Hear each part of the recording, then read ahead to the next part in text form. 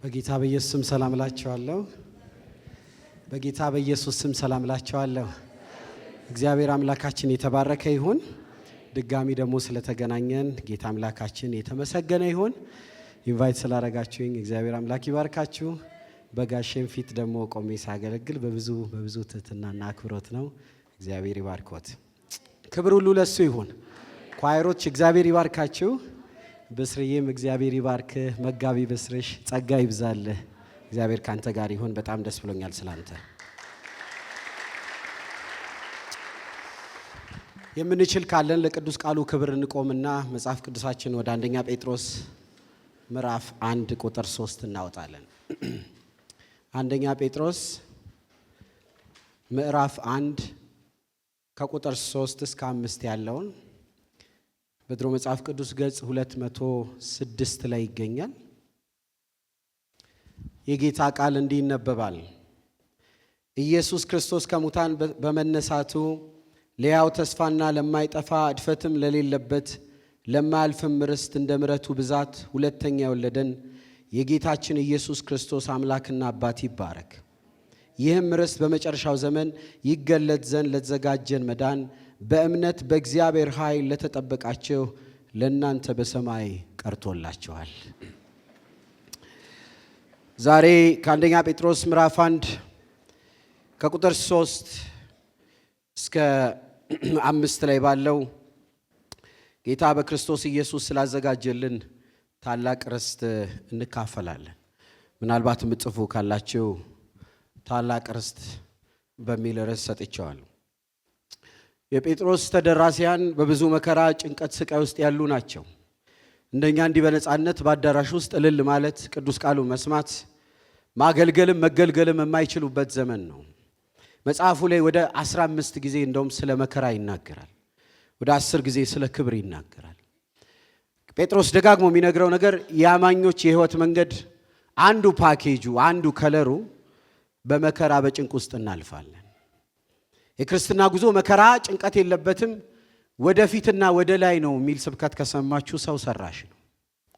እንደ ወንጌሉ እውነት፣ እንደ ቅዱስ ቃሉ እውነት መልኩ ይለያያል እንጂ የምናልፍበት መከራ እጅግ ብዙ ነው።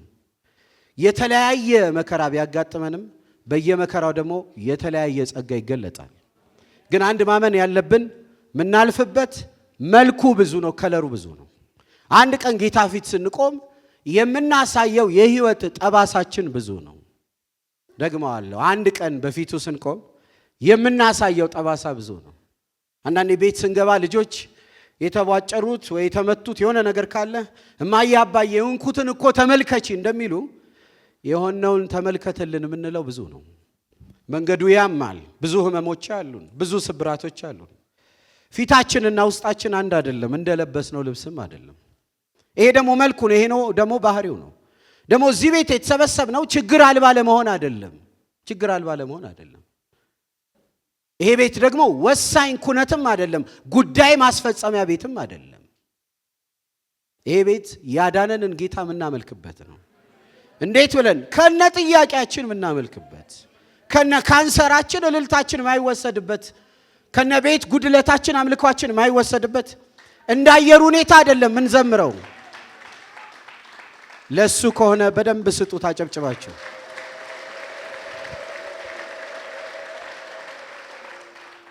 እንዳየሩ ሁኔታ አይደለም የምንከተለው። እንደሞላው ኪሳችን እንደሞላው አካውንታችን አይደለም ከጌታ ጋር ያለን ጉዞ።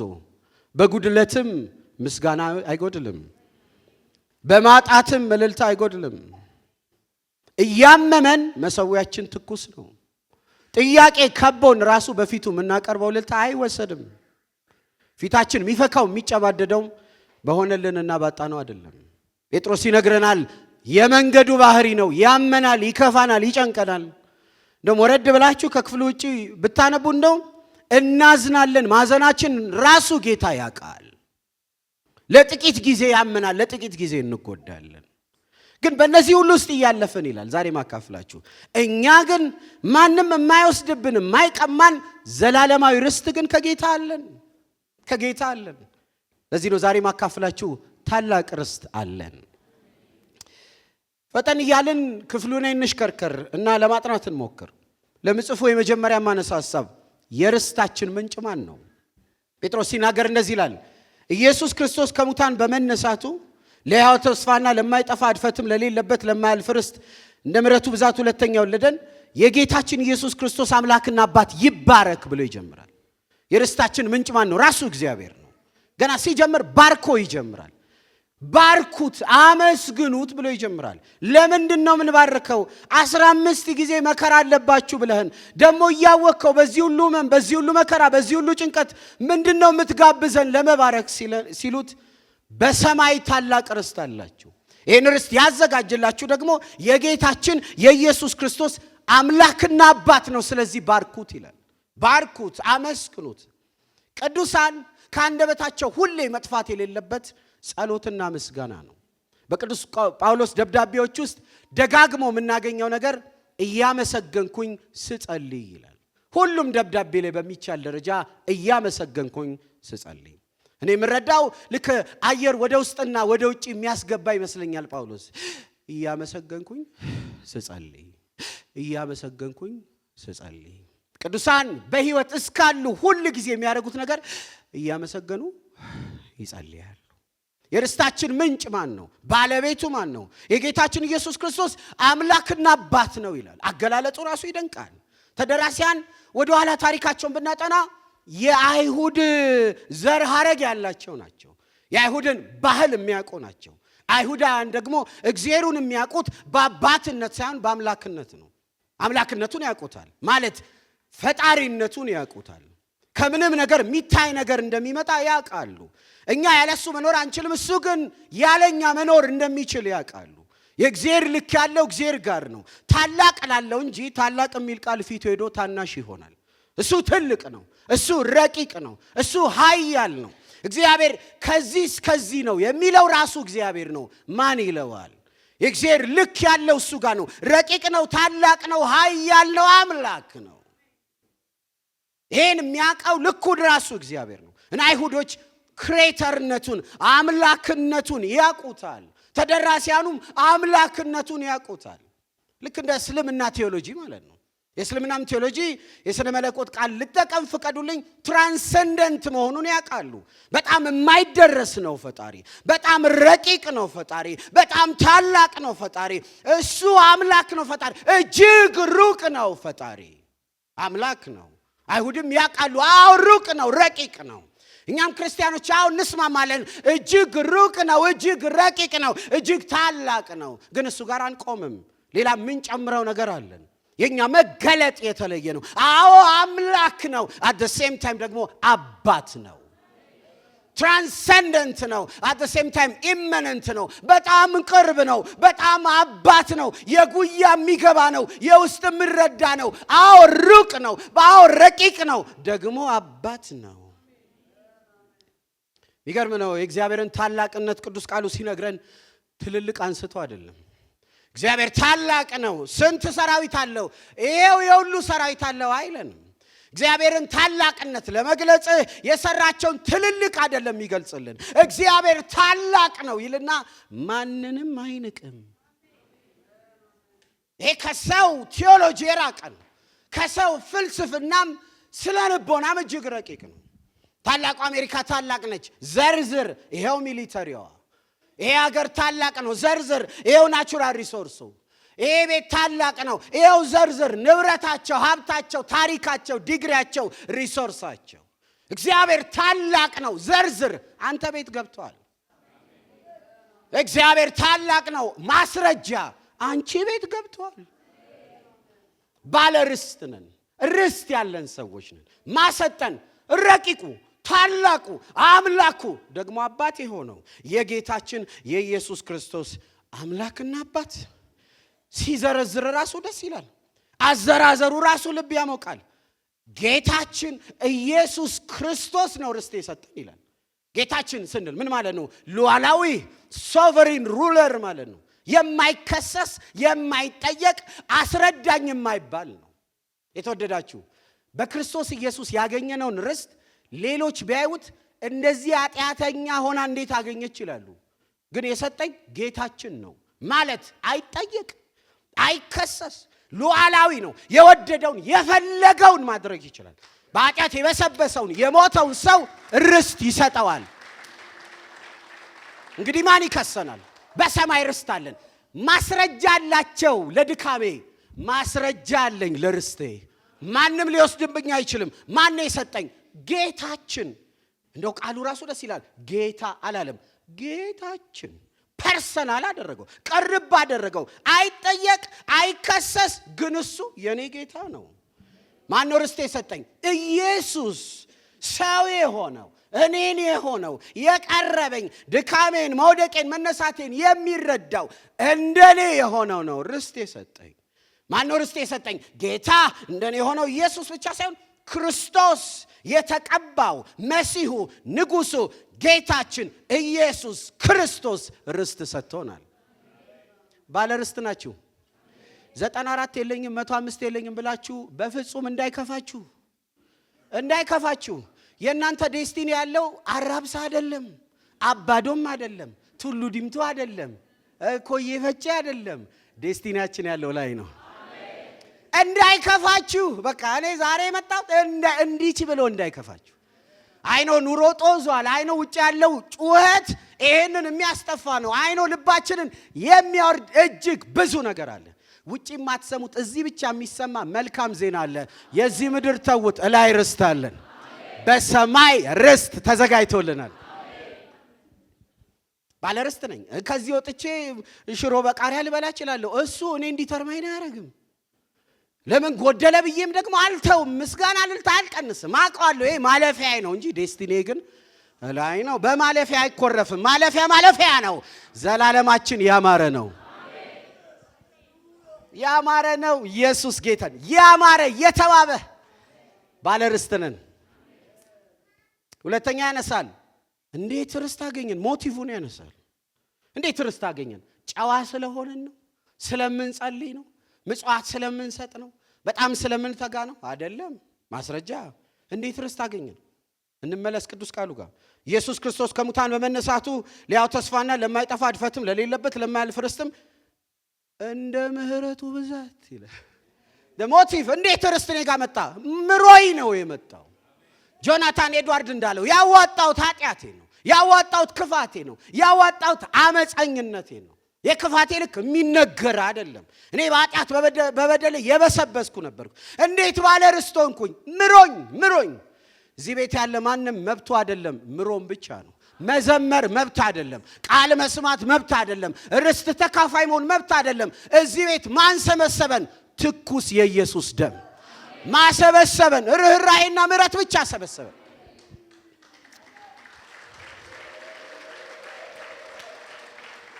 ኤፌሶ ምዕራፍ 2 ቁጥር 4 እንደዚህ ይላል፣ ነገር ግን እግዚአብሔር በምሕረቱ ሀብታም አይደለም ባለጠጋ ነው።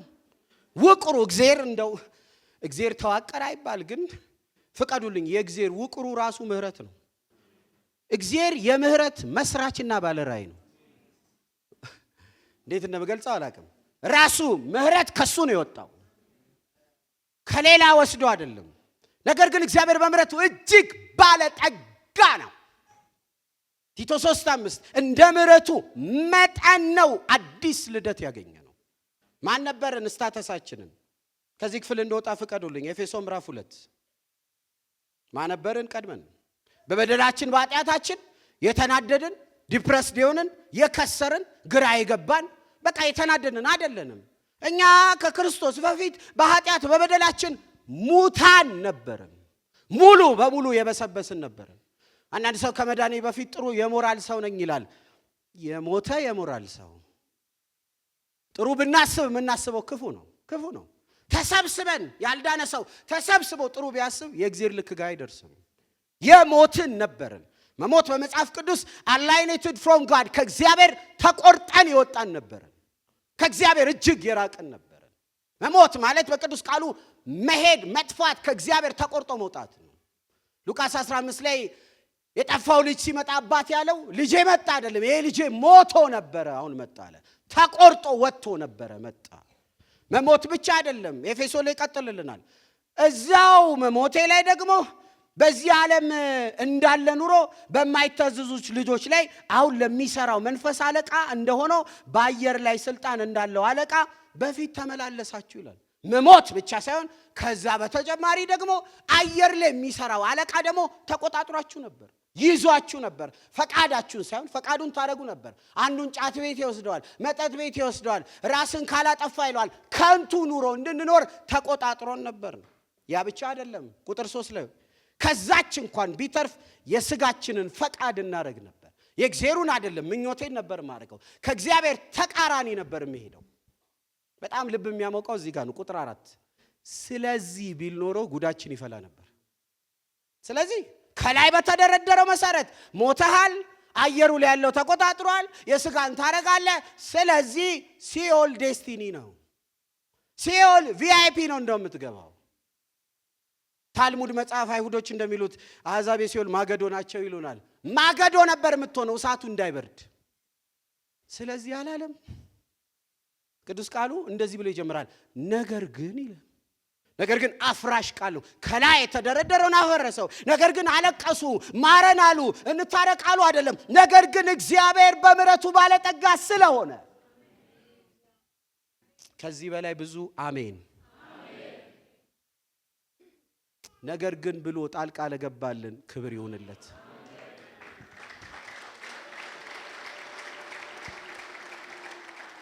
ባለርስትነን ወደ ጴጥሮስ እንመለስ። ባለርስትነን እንዴት አገኘ? ምሮኝ። በቃ እኔ ምንም የማውቀው ነገር የለም፣ ምሮኝ። ዩቲዩብ ላይ ቅርብ ጊዜ አንድ ነገር አይቼ ነበር። ሰዎችን ሰርፕራይዝ የሚያደርጉ ሰዎች አሉ። ድንገት የሆነ ሆምለስ የሆነ ሰው፣ ጎዳና ላይ ያለ ሰው ቤት ይሰጣሉ እና በጣም የተቸገረ ሰው የሆነ ብር ይሰጣል። ወይ የልጃቸውን ሕክምና ገንዘብ የሚያሰባስቡ ሰዎች ሕክምናውን ነፃ ያደርጋሉ። እና ያ በረከት ወደ ሰዎቹ ሲደርስ ያለውን ኢሞሽን ሪአክሽናቸውን ነው የሚቀርጹት። በጣም ልብ ይነካል። እና አንድ ሁለት ያየሁት እንባይን ሁሉ ነው ያመጣው። ደጋግማ ዝም ብላም ትላለች፣ እንዴት ለምን ትላለች። ሰማይ ስንሄድ እንዲህ ነው የምንለው። እኛም እንዲህ ነው የምንለው። ተውት፣ በሚጠፋ ብር በምድራዊ እሷ እንደዛ ካለች የዛሬ 100 ዓመት ዛሬ የተጋደልንበት መሬት ሌላ ሰው በሚኖርበት እንደዛ ካልን ሰማይ ስንሄድ እሱን ስናየው በማይጠፋው ጽድቅ በሞላበት ርስቱ ስንሆን እንዴት ለምን እንላለን። የምንሰማው አንድ ድምጽ ነው፣ ምሬህ ነው፣ ምሬሽ ነው። ያው ታሪካችን ቢደመር እኩል ይሆናል። ጥፋት ነበረ፣ ግን እኩል ይሆናል ሳይሆን ራራልን፣ ምሕረት አበዛልን። ለማረን ክብር ይሁን። ምሕረት ማለት ምን ማለት ነው? ምሕረት ማለት ምን ማለት ነው? የተበላሸ አስነዋሪ ቆሻሻ ታሪክን መቀየር ማለት ነው። የተበላሸ አስነዋሪ ቆሻሻ ታሪካችንን በደሙ ቀይሮልናል። ለርኅራኄ አባት ክብር ይሁንለት። ሶስተኛ እዛ ጴጥሮስ ላይ ይቀጥላል። ስለ ርስታችን ሲነግረን ርስታችን የተወሰነ ነው ይላል። እንደው አመል እየታየ የሚቀያየር አይደለም፣ የተወሰነ ነው። በምን ተወሰነ?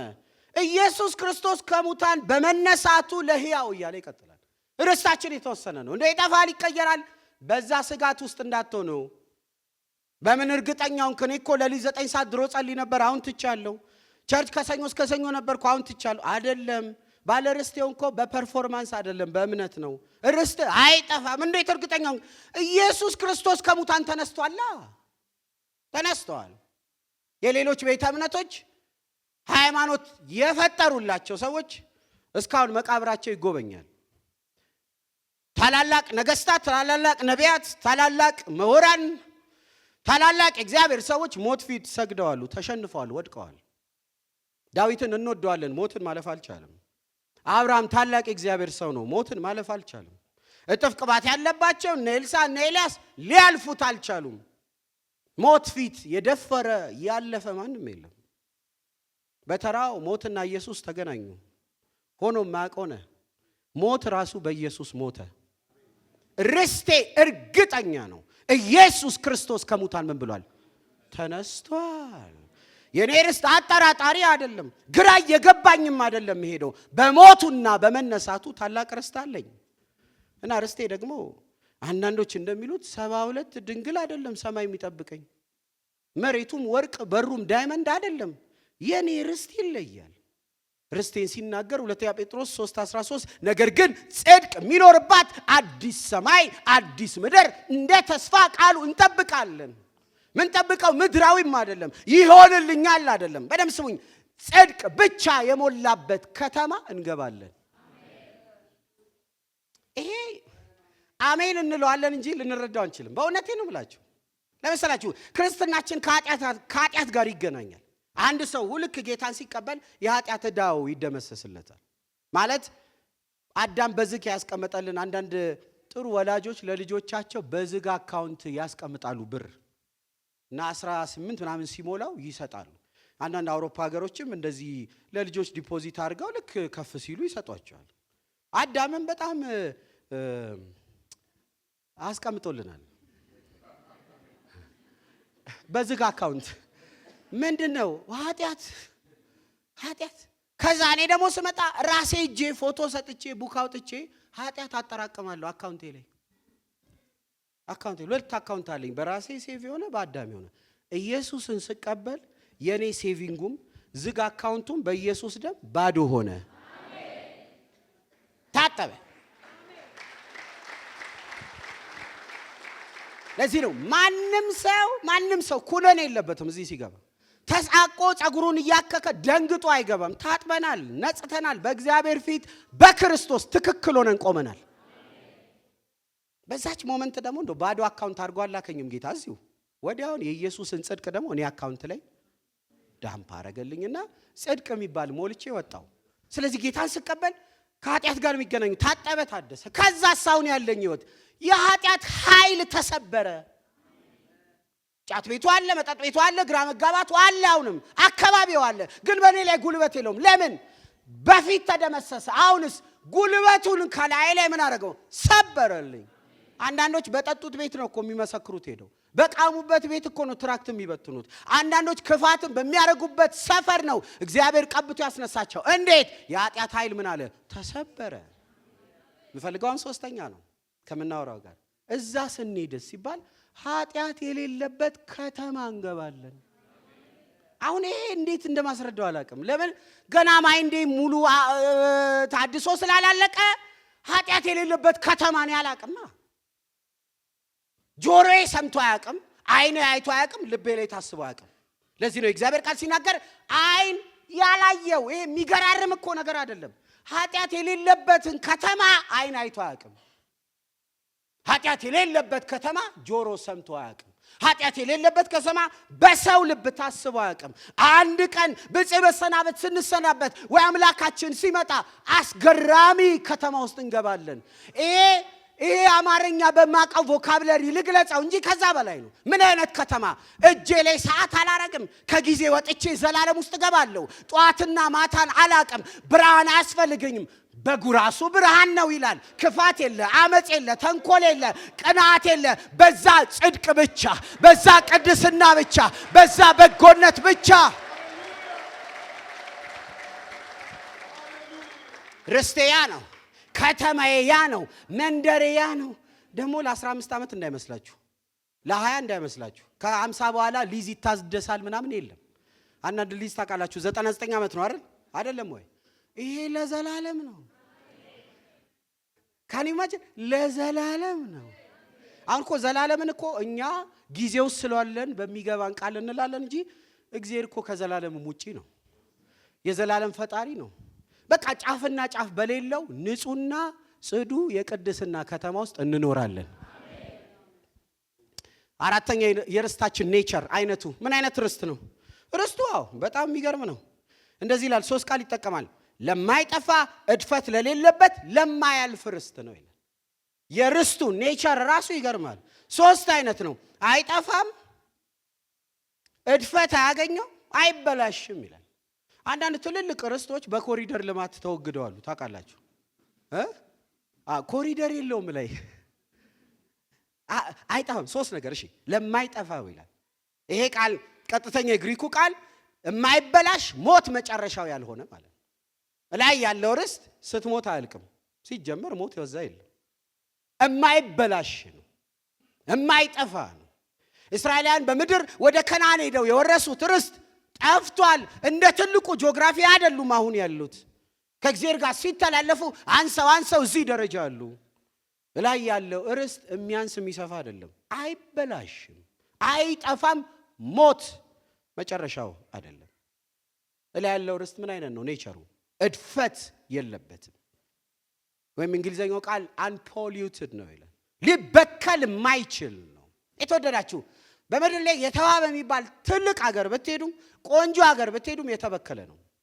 ሮሜ 8 ቁጥር 1 እንደሚነግረን እቺ ምድር ራሱ የእግዚአብሔር ልጆች መገለጥ ትናፍቃለች። ለምን? ስለተበከለች። እውነተኛ ፍትህን ትናፍቃለች። እውነተኛ ዳኝነትን ትናፍቃለች። እውነተኛ መሪነትን ትናፍቃለች። ጴንጤ መሪ ቢሆን እቺ ምድር ትገላገላለች ማለት አይደለም። እቺ ምድር የምትገላገለው ጌታችን ለሺህ ዓመት መንግስት እዚህ መጥቶ ሲነግስ ከሱ ጋር ያመለጡ የዳኑ ቅዱሳን አብረው ሲነግሱ ያን ጊዜ ነው ከምጧ የምትገላገለው። ያኔ ነው እፎይ የምትለው። ለምንድን ነው እስካሁን የምትጨነቀው? ስለተበከለች። ጴጥሮስ ሲነግረን እላይ ያለው ግን አይበከልም ማለት። እላይ ያለው አይበላሽም። እላይ ያለው እድፈት የሚባል ነገር አያገኘውም። በዛ ርስት አለን። ሶስተኛ ርስቱን ዲስክራይብ ሲያደርግ የማያልፍ ነው ይላል። ይሄ ቃል እንደውም አንዳንድ ጽሑፎች ላይ የመንፈሳዊ ቃል አይደለም፣ የግሪክ ፈላስፎች የሚጠቀሙት ቃል ነው። ለምን ይጠቀሙታል? የማይረግፍን ቆንጆ ረጅም ጊዜ የሚቆይን አበባ ለመግለጽ ግሪኮች ይህን ቃል ይጠቀሙታል። የማያልፍ ይሉታል። ጴጥሮስ ያን ቃል ነው ቀምቶ አምጥቶ ላይ ያለው ርስት ልክ እንደዛች አበባ ነው። አይረግፍም፣ አይበላሽም፣ ለዘላለም ተውቦ ይቀመጣል። ኢየሱስ ጌታ ነው።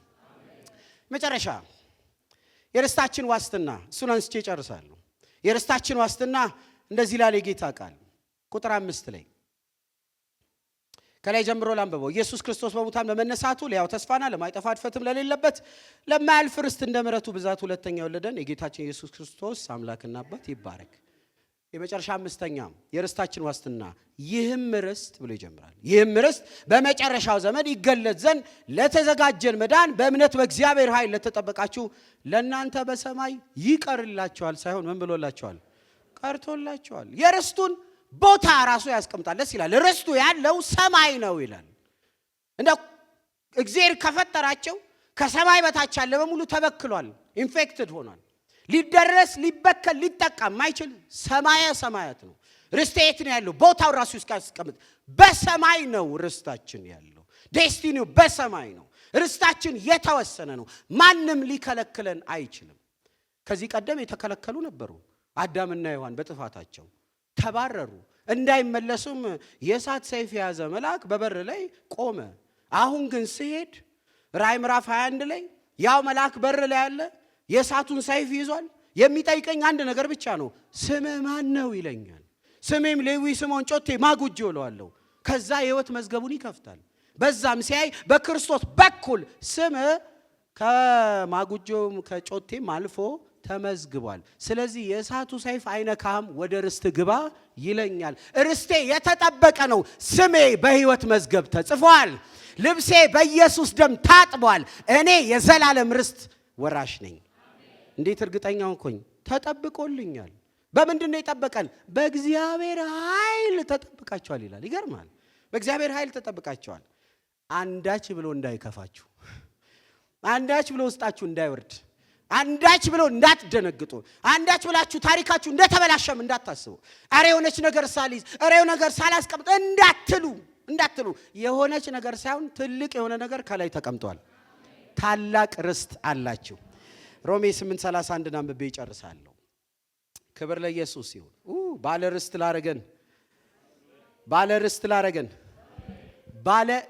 ላረገን እኔ ከዚህ ጋር እስካለሁት እስከዛ እስካለ ነው ባለ ርስት አረገን። እንግዲህ እየመለስን እናንብብ። ጳውሎስ ይጠይቀናል። እየመለስን እናንብብ። እንግዲህ ስለዚህ ነገር ምን እንላለን? ምንም። አሁን ስላወራነው ነገር ምን እንላለን? ምንም። ምን እንላለን? በቃ ተደንቀናል። አይናችን በእንባ ተሞልቷል። ውስጣችን ይንቀለቀላል። ምን ይባላል? ምንም። እግዚአብሔር ከኛ ጋር ከሆነ ማን ይቃወመናል? ማንም። ለገዛ ልጁ ያራራለት፣ ነገር ግን ስለሁላችን አሳልፎ የሰጠው ያው ከእርሱ ጋር ደግሞ ሁሉን ነገር እንዴት አይሰጠንም? አረ ይሰጠናል። አንድ ጻፊ ሲናገር በጣም ነው ልቤን የነካኝ። አንድ አመፀኛ ክፉ ሰው አንድ ልጅ ያለው ጋር መጣ እና ያንን አንድ ልጅ በጉልበት ወሰደበት፣ ገደለው። አንዱ ልጅ። ከዛ ያው አመፀኛ አንዱ ልጅ የገደለበት ተመልሶ መጣ። ድጋሚ አንኳኳ። የዛ የህፃኑ ልጅ የገደልኩብን መጫወቻ ዕቃዎች በሙሉ አምጣልኝ ቢል አረ ልጁን ሰጥቻለሁ ይሄንንም አልሰጠም ይላል እንዴ? ይላል። በመጫወቻውማ እንዳትመጣብኝ ይባላል። እንደዛ ማለት እኮ አንድ ልጁን የሰጠን ሌላውንማ አረ እንዴት አይሰጠን? እንዴት አይሰጠን? እግዚአብሔር የመረጣቸው ማን ይከሳል? ማንም። የሚያጸድቅ እግዚአብሔር፣ የሚኮንንስ ማን ነው? የሞተው ይልቁንስ ከሙታን የተነሳው በእግዚአብሔር ቀኝ ያለው ደግሞ ስለኛ የሚማልደው ኢየሱስ ክርስቶስ ነው። ከክርስቶስ ፍቅር ማን ይለየናል? ማንም። ለሁለት ብንሰብክስ ማንም። መከራ ነው፣ ጭንቀት፣ ኧረ በፍጹም ስደት፣ ረሃብ፣ ራቁትነት፣ ፍርሃት፣ ሰይፍ ነውን? ስላንተ ቀኑን ሁሉ እንገደላለን እንደሚታረዱ በጎች ተቆጠርን ተብሎ እንደተጻፈ ነው። በዚህ ሁሉ ግን በወደደን በእርሱ ከአሸናፊዎች እንበልጣለን። በደም ነው የታጠበው። ስሜ ሕይወት መዝገብ ላይ ነው የተጻፈው። አንድ መልአክ እንኳን ሊከለክለኝ አይችልም። የሚፈለገውን እሱ ከፍሎታል። እሱን አምኜዋለሁ፣ በእሱ አምልጫለሁ። መልአክ ቢሆን፣ ግዛት ቢሆን፣ ያለው ቢሆን፣ የሚመጣው ቢሆን፣ ኃይላት ቢሆኑ፣ ከፍታ ቢሆን፣ ዝቅታ ቢሆን። ትላንት አንድ ዜና ወጥቷል። የአሜሪካን መንግስት ልዩ ፍጥረት የሚባሉ ዩፎዎችን ያላቸውን መረጃ ሪሊዝ አድርገዋል። እና ሳነብ ነበር ጠዋት ላይ እዚህ ጋር እንዲህ ታይቷል፣ እዚህ ጋር እንዲህ በርቷል፣ እዚህ ጋር እንዲህ ጠፍቷል ምናምን እያሉ ጳውሎስ አስቀድሞ ተናግሯል። ልዩ ፍጥረት ቢሆን በክርስቶስ ኢየሱስ በጌታችን ካለ ከእግዚአብሔር ፍቅር ሊለየኝ እንዳይችል ጮክ ያለው ሞቆኛል አይደለም፣ ተረድቻለሁ። ባለ ርስት ነው። ሰው የጮኸውን አይደለም የሚኖረው፣ የገባውን ነው የሚኖረው። አውቃለሁ ባለ ርስት ነኝ። በሰማይ ርስት አለኝ። የማይበከል የማይጠፋ ነው። ጥሪ አይደለም፣ ራርቶልኝ ነው። አይወሰድም። በሞቱና በትንሣኤው የተረጋገጠ ነው። እስከዛስ በእግዚአብሔር ኃይል እጠበቃለሁ። ምንም በዚህ ምድር ኑሮ ባይመቻችልኝ የኔን ህይወት እሱ ዲፋይን አያደርገውም። እኔ በክርስቶስ ለዘላለም ከእግዚአብሔር ጋር እኖራለሁ። የተወደዳችሁ የጌታ ድምጽ ዛሬ ይሄ ነው። አንዳች ብሎ እንዳይከፋችሁ።